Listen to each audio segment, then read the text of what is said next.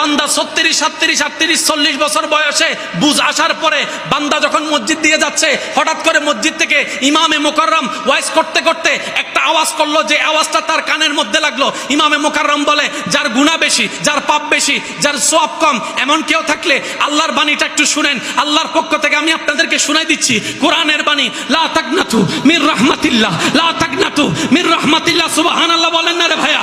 লা তাকনাতু মির রাহমাতিল্লাহ।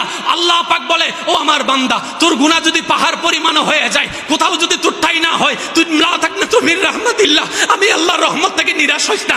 আশাটা করে, বর্ষটা করে, একবার আমি আল্লাহর দরবারে আই, একবার আমি আল্লাহর কাছে আই, একবার আমি আল্লাহর কাছে আই, একবার আমি আল্লাহর কাছে আই। যদি দুর্গুণাটা আসমান পরিমাণও হয়ে যায়, লা তাকনাতু মির রাহমাতিল্লাহ, আমাকে একবার বল, মা গাররাকা বিরাব্বিকাল কারীম, আমি আছি তো তোর রহমান, আমি আছি তো তোর রহিম, আমি আছি তো তোর গফফার, আমি আছি তো তোর সত্তার, আমি আছি তো তোর খালিক, আমি আছি তো তোর মালিক। লা